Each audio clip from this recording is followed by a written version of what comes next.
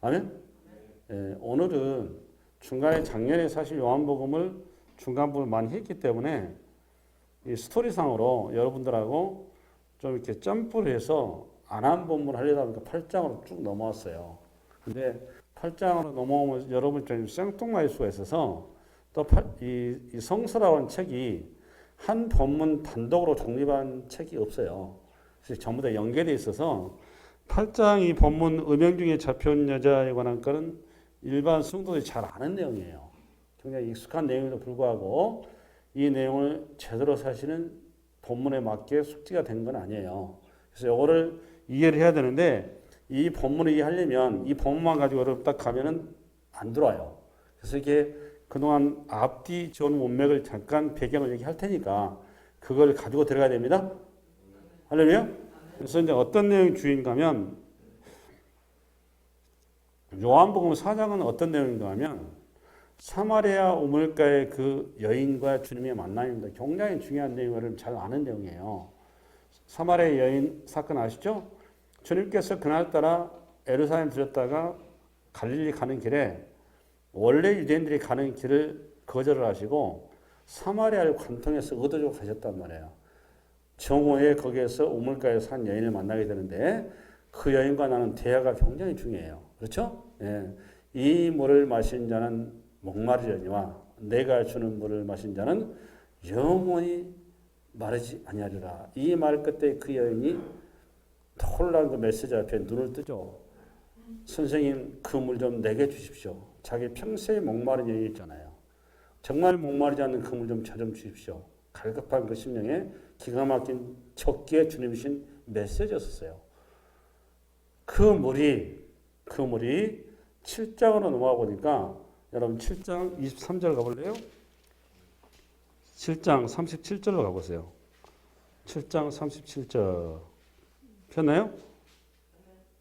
폈으면 하면 7장은 오늘 본문 바로 전장이에요. 그래서 중요합니다. 37절부터 39절까지 157페이지입니다. 157페이지. 저 읽겠습니다. 시작. 명절 끝날 그 큰 날에 예수께서 서서 외쳐 이르시되 누구든지 목마르거든 내게로 와서 마시라. 지금 이 목마르거든 내게로 마시 이 말을 요한복음 4장에서 그 사마리아 우물가 여인한테 똑같이 한 얘기예요. 그걸 지금 해석을 해준 거란 말이죠. 38절 시작. 나를 믿는 자는 성경의 이름과 같이 그 배에서 생수의 강이 흘러나오리라. 예수를 믿으면 생수의 강이 흘러나오는데 이 생수의 강이 뭐냐? 설명이 39절 시작. 이는 그를 믿는 자들이 받을 성령을 가리켜 말씀하신 것이라. 그러니까 비운 거죠. 비웠던 겁니다. 그러니까 사마리아 여인한테 영원히 목마르지 않는 그 물이 결국 뭐라는 겁니까? 성령이었다 그 말이에요. 비로소 7장에 와서 해석이 된 겁니다. 그렇죠? 긴 툴을 가지고 설명한 거예요. 근데 오늘 7장의 또 배경이 굉장히 중요한 게 7장의 배경 근거가 7장 2절을 가겠습니다. 2절. 7장 2절을 좀 보세요. 155페이지입니다. 폈나요? 폈으면 아멘. 정리 잘 하셔야 됩니다. 시작. 유대인의 명절은 초막절에 가까운지라. 그리고 7장의 배경이 뭡니까? 초막절인 겁니다. 초막절. 그럼 또 하나. 앞으로 좀 와보세요. 유대인들은 3대 절기가 굉장히 중요해요. 유월절, 오순절, 초막절. 이 3대 절기는 신명기 법전에 하면 유대 남자는 반드시 예루살렘 성전에 모여서 주님 앞에 제단으로 드려져야 됩니다. 그 3대 절기 중 하나가 초막절인데 이 초막절 절기가 어떻게 이게 리메이크 돼서 유대인들이 전통으로 내려온지가 중요하죠. 초막절의 중요한 전통을 알기 위해서는 레이기스를 잠깐 가는데 23장 33, 34절 PPT를 열어주세요. 이건 PPT를 해놨어요. 시간 관계상. 레이기스한 앞으로 보겠습니다. 앞으로 시작. 여호와께서 모세에게 말씀하 이르시되 이스라엘 자손에게 말하 이르라. 일곱째 달 15째 날은 초막절이니 여호와를 위하여 이래 동안 지킬 것이니까 며칠 동안? 이래 동안, 그러니까 일주일간 지킨다 그 말이죠. 34 시작. 이스라엘 자손에게 말하 이르라. 일곱째 달 15째 날은 초막절이니 여호와를 위하여 이래 동안 지킬 것이라. 이 초막절이 오늘 요한복음 7장 초막절 똑같은 거예요. 이어서 40절. 초막절 때 이스라엘 백성이 하는 행위입니다. 시작. 첫날에는 너희가 아름다운 나무 실과와 종려나무 가지와 무성한 나무 가지와 신의 버들을 취하여 너희 하나님 여호와 앞에서 이틀 동안 주할 것이라. 잠깐 앞을 좀 봐보세요. 설명을 좀 드릴게요. 유대인들은 초막절이 되면 우리식으로 하면 물의 축제입니다. 이게 뭔 소린가 하면 초막절날 첫날부터 7일 동안을 어떻게 하는가 하면 지금 요 행위는 뭔가 하면 실로암 목가에서 물을 떠다가 순례를 합니다. 그게 번제단 있죠. 성전에. 그죠? 번제단에 소위 말하면 이 나무들을 갖다 놓고 이 나무들에 실로암 물에서 떠온 물을 거기다 뿌리는 거예요. 그걸 일주일 내내 하는데 마지막 날 7일째는 대제사장이 황금 주전자가 실로암 목가에서 물을 떠가지고 실로암 여기 번제단에서 그 물을 붓는 거. 이거를 이 신학적인 용어로 전제 그럽니다. 전제. 여러분 포도주를 부른다 때 이거 들어보셨죠? 똑같은 행위예요. 물을 붓는 겁니다. 전제를 하는 겁니다. 전제를. 그만큼 초막절이 갖는 의미가 굉장히 중요하죠. 그러니까 결국은 초막절에서 중요한 그 소스는 물이라는 거예요. 물, 생수. 이 생수는 결국은 누구에 대한 예표적인 거죠. 결국은 예수인 겁니다. 그래서 이 초막절 날 주님께서 요한복음 7장에 그 초막절에 예루살렘에 가셔가지고 그 초막절에 너희들이 행하고 있는 그 물, 생수, 그 생수가 누구다는 거예요? 나다 그 말이에요. 나다. 그 얘기를 좀 한 거예요. 진짜 요한복음 7장에. 이해되셨습니까? 그 예수님이 생수로 이 땅에 오셨는데 그 생수이신 예수님을 알려면 결국 우리가 뭐가 임해야 돼요? 성령이 임해야 되는 거예요. 성령이. 할렐루야. 이 소스를 가지고 오늘 8장에 가셔야 돼요. 동시에 8장을 좀 넘겨볼래요? 배경에 또 하나 있어요. 8장 우리 1절부터 11절 간 다음에 12절에 같이 읽겠습니다. 8장 12절 같이 읽겠습니다. 시작. 예수께서 또 말씀하실 때 나는 세상의 빛이니 나를 따르는 자는 어둠에 다니지 않냐고 생명의 빛을 얻으리라. 앞에는 나는 생명수고 생수고 오늘 지금 바로 8장 바로 그 다음에 오늘 가늠한 여인을 용서하신 다음에 당신의 새로운 아이덴티티를 말씀하셨는데 나는 세상의 뭐다? 빛이다. 이게 두 가지 아이덴티티를 얘기하는 겁니다. 첫 번째는 나는 목마르지 않은 생명수고 두 번째는 나는 빛이라는 거예요. 빛. 이 두 아이덴티티 사이에 오늘 음행한 여자 사건이 들어와 있다 그 말이에요. 이걸 가지고 들어가셔야 돼요. 정리되셨나요? 네. 그러고 나서 오늘 본문으로 갑니다. 아멘. 배경을 설명하는데 10분이 가버렸네요. 우리 한번 1절 하면 요한복음 8장 1절 시작. 예수는 감람산으로 가시니라 할 때 감람산은 앞을 봐보세요. 이것도 배경 잠깐 얘기 좀 해줄게요. 감람나무는 무슨 나무인가 하면 올리브 나무예요. 올리브 나무는 여러분 올리브유 아시죠? 기름. 이게 성전에 제사에 드리는 기름이거든요. 감람산이 굉장히 유명한 산이에요. 그러니까 올리브 나무가 있다 그 말이에요. 이 올리브 나무가 있는 감람나무는 이스라엘의 상징입니다. 이거. 항상 성경에는 이스라엘 상징인데 이스라엘 상징하는 나무 세 개가 있어요. 감람나무, 포도나무, 또 하나는 무화과나무. 이 세 개는 이스라엘 상징하는 하나의 나무로서 이렇게 많이 설명이 되고 있어요. 감람나무, 감람산이라 그러니까 감람나무 많은 산이었겠죠. 그 산에 가셨는데 주님께서 늘상 저 감람산에 가셨습니다. 가셔서 기도도 하시고 시시기도 하시고 사역을 준비하기도 하시고 그 산이에요. 근데 오늘 예루살렘에 가시면 꼭 저기를 들리세요. 우리 주님께서. 사랑방처럼 2절 가겠습니다. 2절 시작. 아침에 다시 성전으로 들어오시니 백성이 다 나오시더라. 앉으사 그들을 가르치시더니 앉으사 그렇게 되어 있죠. 앉으사. 이게 가르친 자와 가르침 받는 자의 관계를 우리가 보통 가르친 자가 서서 할 것 같은데 이스라엘 관습이에요.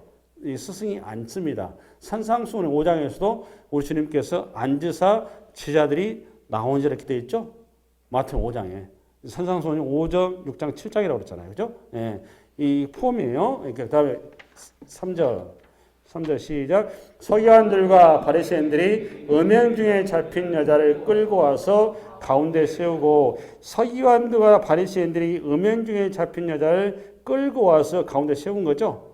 그러니까 현행범인 거죠. 4절 시작. 예수께 말하되 선생이여 이 여자가 간음하다가 현장에서 잡혔나이다. 지금 서기관들과 바리새인들이 예수님께 가늠한 현장에는 현행범을 데리고 와서 지금 예수님께 뭔가를 지금 시도하는 거죠. 5절.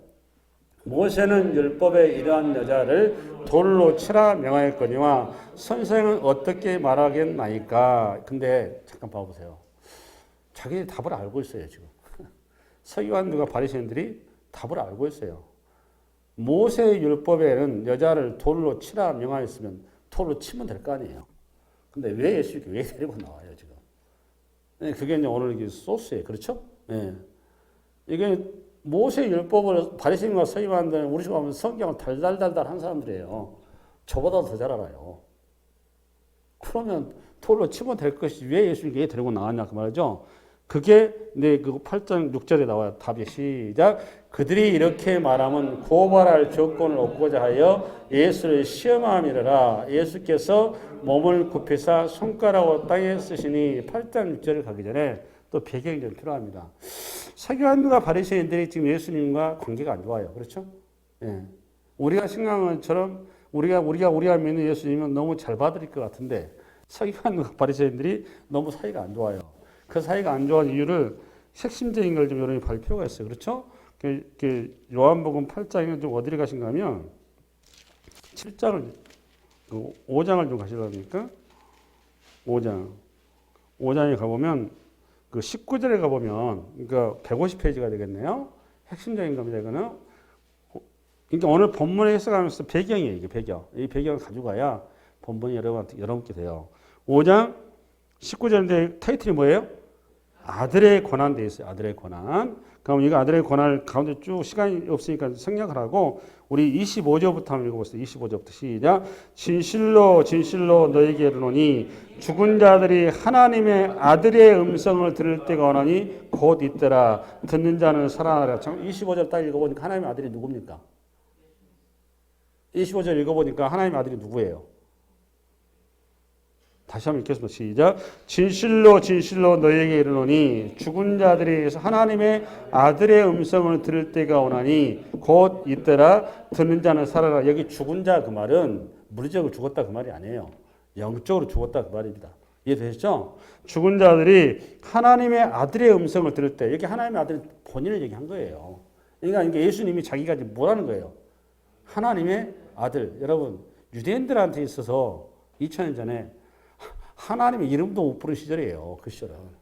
오직 하면 여호와라고 했겠습니까? 아도나이인데 아도나이 이름도 못 불렀습니다.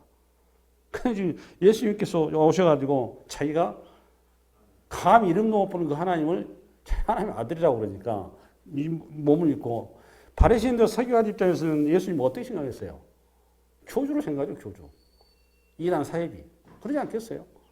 이 툴을 가지고 가셔야 돼요. 그러니까 지금 바리새인과 서기관들은 예수님과 관계가 굉장히 극단적인 상황인 거예요.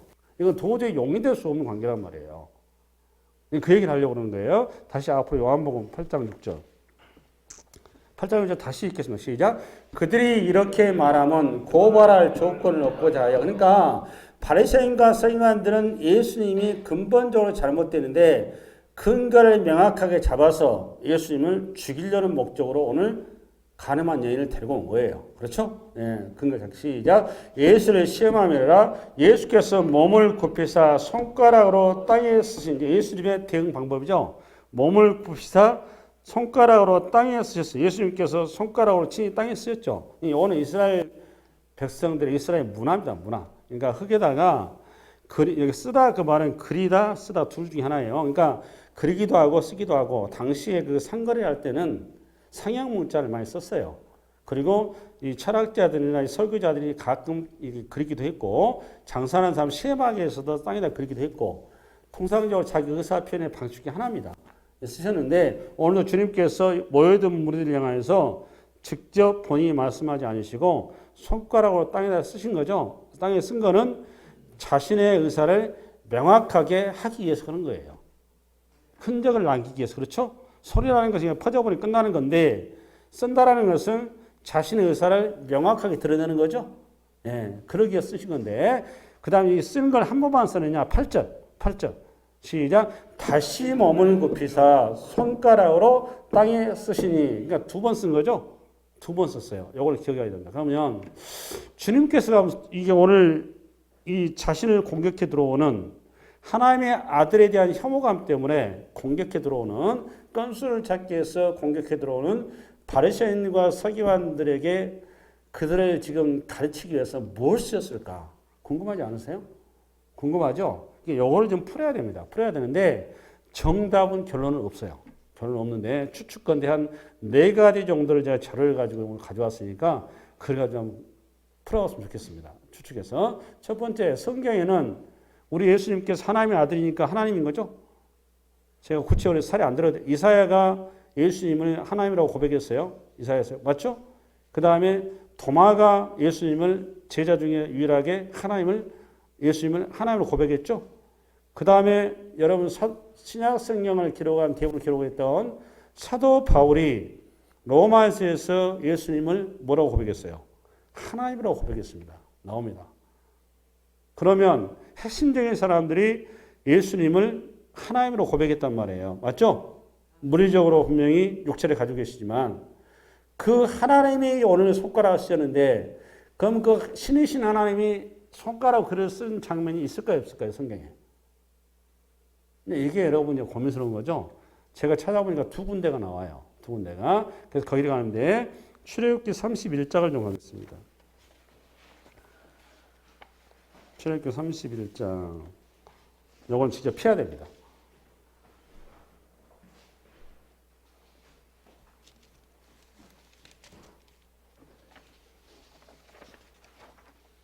(31장) 18절에 가보세요.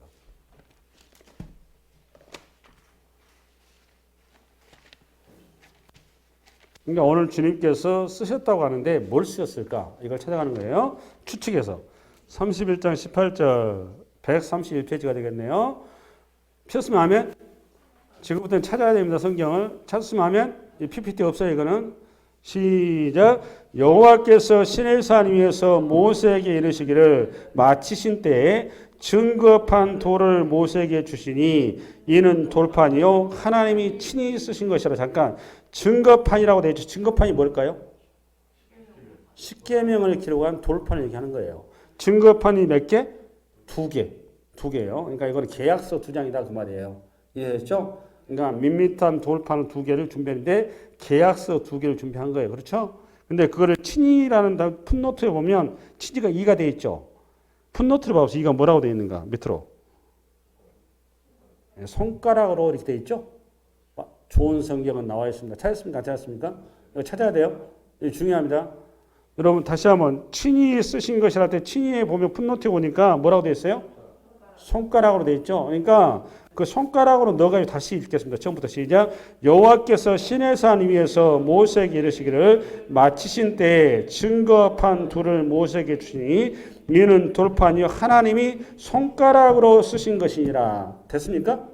그럼 이걸 좀 더 구체적으로 좀 어디를 가는가 하면 그 출애굽기 32장 15, 16절을 가보겠습니다. 15, 16절. 15, 16절. 앞으로 바로 옆에 나오죠? 132페이지. PPT 없어요. 여러분 성경 시작. 모세가 돌이켜 산에서 내려오는데 2 증거판이 그의 손에 있고 그 판의 양편 이쪽 저쪽에 글자가 있으니 그 판은 하나님이 만드신 것이요 글자는 하나님이 쓰셔서 판에 새기신 것이더라. 할렐루야. 그러니까 하나님이 쓰세요 안 쓰세요? 하나님 썼습니다. 한 번 썼고 또 한 번 언제 썼느냐? 출애굽기 34장 갑니다. 이 돌판은 금송아지 사건 때문에 깨져버려요. 이스라엘 백성들이 물에다 해서 마시죠. 가루를 해서 34장 우리 4절 보겠습니다. 34장 4절. 4절 봤으면 아멘. 135페이지 찾았습니까? 읽겠습니다. 시작. 모세가 돌판들을 처음 것과 같이 깎아 만들고 아침에 일찍 일어나 그 2 돌판을 손에 들고 여호와의 명령대로 시내산에 올라가니. 그 다음 28절 34장 28절 28절 폈나요? 136페이지 시작. 모세가 여호와와 함께 40일 42야를 거기 있으면서 떡도 먹지 아니하였고 물도 마시지 아니하였으며 여호와께서는 언약의 말씀과 십계명을 그 판들에 기록하셨더라. 할렐루야. 2번 기록했죠? 오늘 이거 요한복음 8장에 우리 주님께서 몇 번 썼죠? 땅에다 몇 번 썼어요? 다시 요한복음 8장 8절 시작. 다시 몸을 굽혀 손가락으로 땅에 쓰니 몇 번 썼어요? 2번. 그러니까 오늘 사도 요한은 이 표현 속에 뭘 얘기하고 싶은 거예요? 구약의 모세를 유형화시켜놓은 거예요. 오늘 예수님이 구약의 모세의 모형이다 그 말이에요. 그럼 이걸 추출 건데 오늘 이 쓰신 거는 뭘 것 같습니까? 오늘 하나님 뭘 쓰셨어요? 돌판에다가? 십계명. 이게 대책의 학자들의 공통된 의견입니다. 우리 주님께서 뭘 쓰셨을까? 뭘 썼다고 여러분? 십계명을 썼을 것이다 라고 생각합니다. 이게 대책인 정설이고 그 외에 세 가지 좀 더 얘기하겠습니다. 하나는 여러분 레위기 17장 13절 오늘 PPT 여러분 시간 없어요. 17장 13절 오늘 초막절에 물에 관련된 거죠. 물에 관련되기 때문에 요거 나오는 거예요. 크게 쓴 거 시작.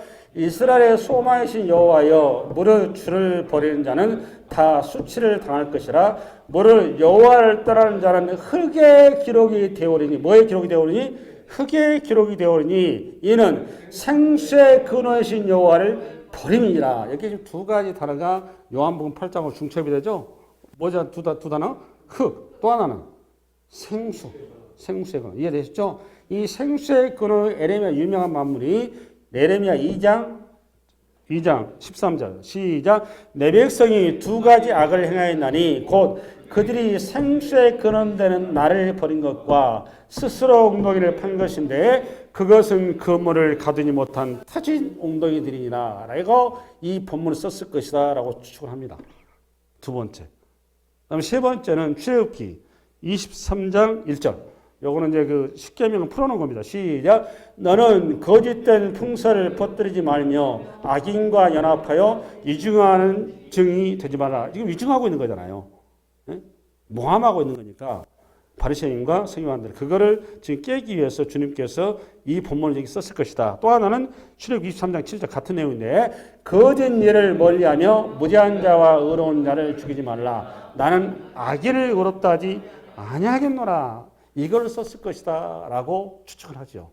마지막으로 또 하나 중요한 단어가 뭔가 하면 아마도 다니엘서의 그 유명한 본문 이스라엘 백성들은 다 너무너무 잘 아는 정말 그 종량이 메시지가 되는 본문인데 이것도 찾아갑니다. 다니엘서 5장. PPT를 안 해놨어요. 일부러. 마지막으로 다니엘서 구약 성경으로 쭉 갑니다. 다니엘서 5장이니까요. 1244페이지입니다. 펴보세요. 1240페이지 폈나요? 폈으면 아멘. 폈으면 아멘. 예. 제가 지금 오늘 다니엘서 가면 세 번째 건이에요. 첫 번째는 십계명, 출애굽기. 두 번째는 에레미야서. 세 번째는 출애굽 중에서 법률에 해당하는 23장. 오늘 마지막으로 네 번째는 지금 다니엘서의 5장으로 넘어왔어요. 됐죠? 예, 여러분 잘 아는 내용이에요. 우리 5장에 1절부터 6절까지 읽어나갑니다. 이 5장 전체인데 다 읽을 수는 없고 1절부터 폈으면 아멘? 1240페이지죠? 이렇게 해서 시작. 벨사살 왕이 그의 권소 1000명을 위하여 큰 잔치를 베풀고 그 1000명 앞에서 술을 마시냐. 잠깐 저를 봐보세요. 벨사살 왕이 누군지 알아야 되겠죠? 벨사살 왕은 586년대에 남유다가 망하죠. 이스라엘이. 남유다가 망할 때 남유다를 망하게 한 바벨론 왕이 누구였는가 하면 느부갓네살 왕입니다. 어떤 왕? 느부갓네살. 그 느부갓네살 왕의 아들이 벨사살이에요. 그러니까 지금 여기는 지금 어딘 거죠? 바벨론입니다. 바벨론. 이걸 기억해야 돼요. 그러니까 다니엘서 5장의 배경은 어디다? 바벨론. 아멘? 예, 바벨론의 느부갓네살 왕의 아들 벨사살 왕 때 일어난 사건이에요. 2절 시작. 벨사살이 술을 마실 때에 명하여 그의 부친 느부갓네살이 예루살렘 성전에서 탈취해 온 그 문그릇을 가져오라 명하였으니 이는 왕과 귀족들과 왕후들과 후궁들이 다 그것으로 마시려 함이었더라. 잔치를 벌였는데 이 잔치판에 흥을 돋구기 위해서 술잔을 뭘로 쓴 거죠? 예루살렘 성전을 파괴한 다음에 거기에서 탈취해온 전유물, 그게 은그릇 하나님 앞 제단에 드렸던 그 그릇이란 말이에요. 그걸 가지고 술잔을 만들었던 거예요. 술잔 쓴 거죠? 그 얘기한 거죠? 예. 그럼 왜 이걸 썼느냐? 자신들의 신께 지금 제사 지내면 성을 돋구는 거예요. 우리 3절 시작. 이에 예루살렘 하나님의 전 성소 중에서 찾아온 금그릇을 가져오매 왕이 그 귀족들과 황후들과 후궁들과 더불어 그것으로 마시더라. 그들이 술을 마시고는 그 문 구리 새 나무 돌로 만든 신들을 찬양하더라. 4절이 신들을 찬양하더라. 이 말은 지금 벨사살 왕이 섬기는 바벨론의 신에게 지금 바쳤다 그 말이에요. 누구를 바친 거죠? 하나님을 바쳤다 그 말이에요. 유대의 하나님을.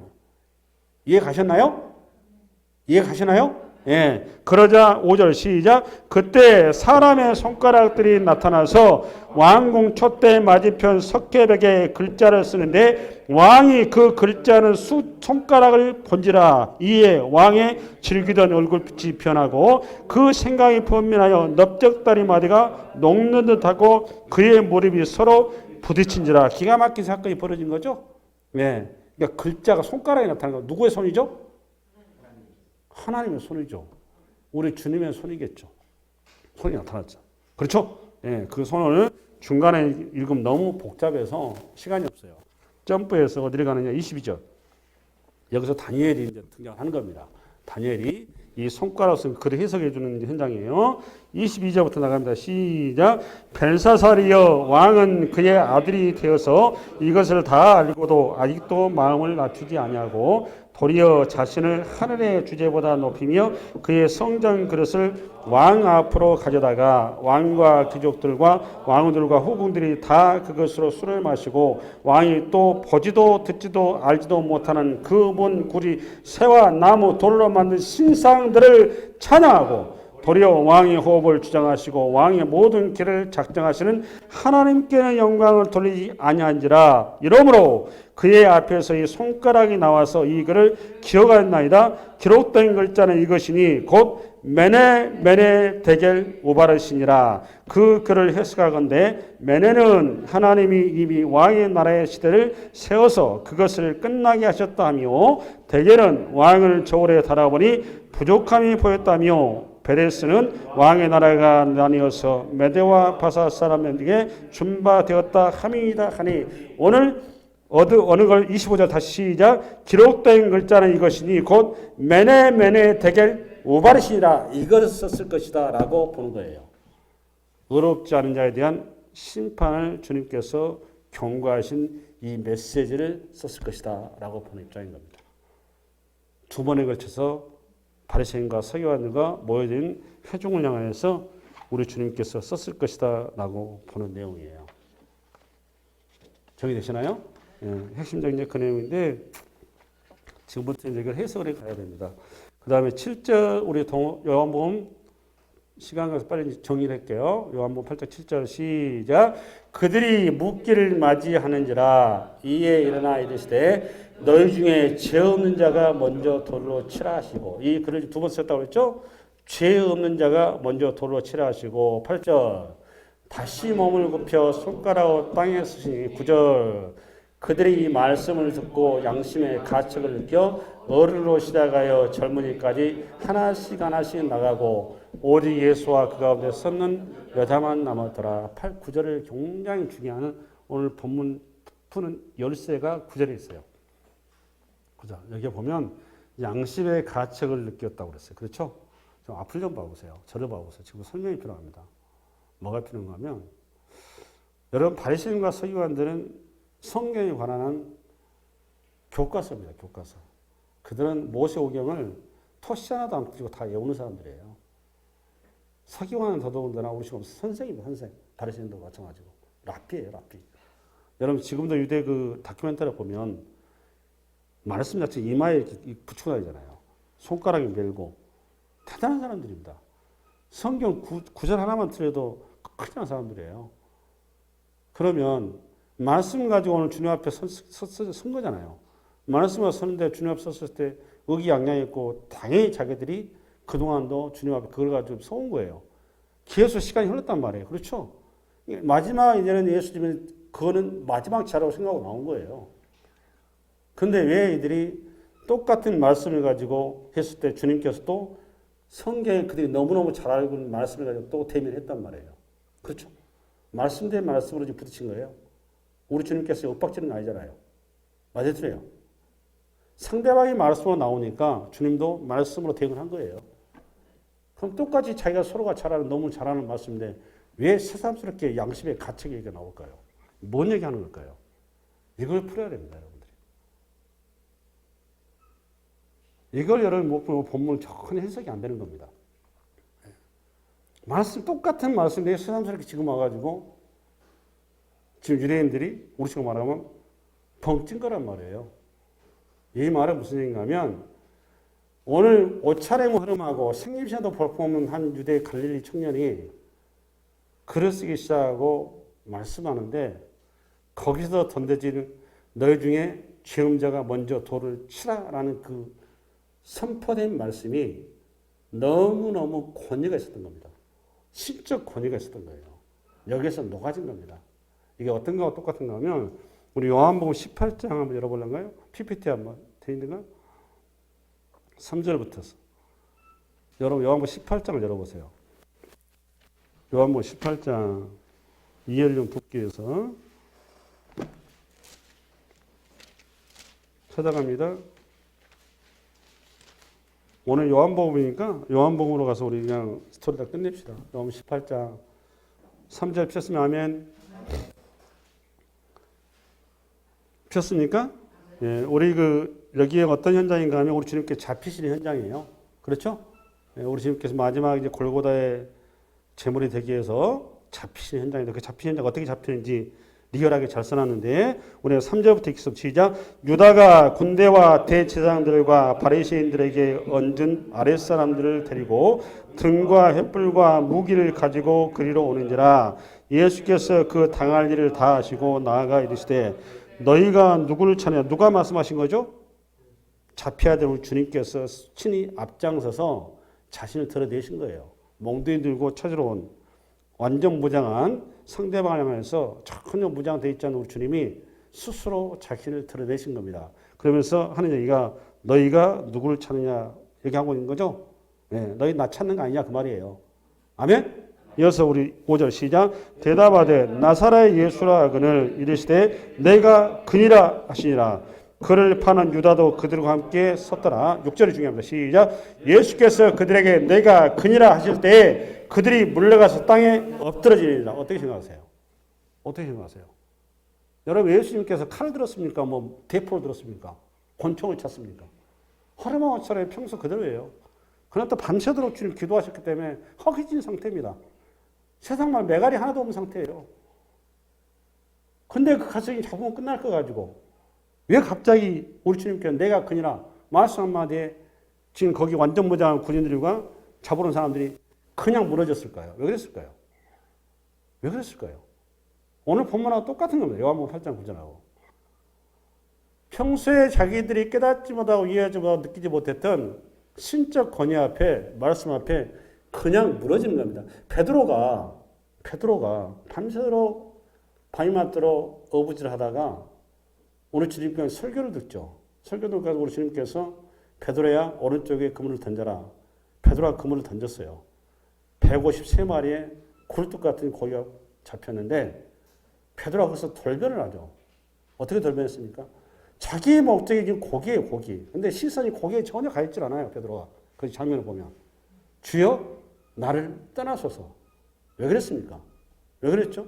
거기 다른 제자들과 다른 사람들은 그 굴뚝 같은 고기에 온통 정신이 팔려 있는데 한 사람 베드로만큼이 주여 나를 떠나소서 나는 죄인으로서리다. 오늘 요한 8장 9절이 그 현장이에요. 똑같이 들려진 말씀이 오늘 드디어 열릴 겁니다. 바리새인과 서기관과 그 주변의 사람들에게 예수님의 그 말씀 한마디에 너 중에 돌로 죄음자가 치라라는 메시지 앞에 주님으로부터 내뱉어지는 생명의 말씀이 생수가 주변의 사람들에게 흘려 들어간 거예요. 생명의 빛이 팍 막혀있던 어둠의 10년 가운데 비춰지다 보니까 어떤 현상이 벌어집니까? 내 죄가 주음같이 드러나기 시작한 겁니다. 내 자신이 보이기 시작한 거예요. 우리 주님께서 구약의 율법을 제해서한 게 산상수훈이라고 얘기했죠. 그때 여러분 마태복음 5장에 보면 간음이 뭐가 간음이라고 했습니까? 결과가 가늠이 아니라 동기가 가늠이라고요. 그러니까 그동안 이들이 알고 있었던 율법은 형태만 알고 있었단 말이에요. 껍데기 결과만 알고 있었는데 본질적으로 오늘 주님의 말씀을 이 은혜의 말씀, 능력의 말씀, 생명의 말씀이 던져지고 내게 생명의 빛이 들어오니까 생수의 강이 들어오니까 내 속이 들춰지면서 구약의 율법의 말씀이 해석이 되기 시작한 겁니다. 내가 보이기 시작한 겁니다. 내가 보이면서 내 속에 시커먼 것이 보이는 겁니다. 지금 끌려온 저 여인이 남이 아니라 자기라는 사실 앞에 깜짝 놀란 거예요. 감히 누가 돌을 던집니까? 돌을 못 던지죠. 오늘 주님의 말씀은 그 얘기예요.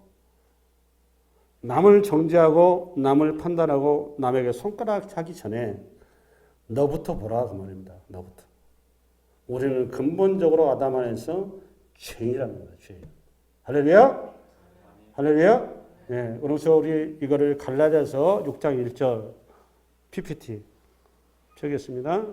6장 1절 시작. 형제들아 사람이 만일 무슨 범죄한 일이 드러나거든 신령한 너희는 온유한 심령으로 그러한 자를 바로잡고 너 자신을 살펴보아 너도 시험을 받을까 두려워라. 할렐루야. 그러니까 상대방의 죄와 상대방의 허물과 상대방의 문제를 보는 시선 이전에 그는 율법의 껍데기만 붙들고 있는 것이고 하나님의 말씀의 본질은 내 자신이라는 겁니다. 내 자신. 똑같은 얘기 하는 겁니다. 지금.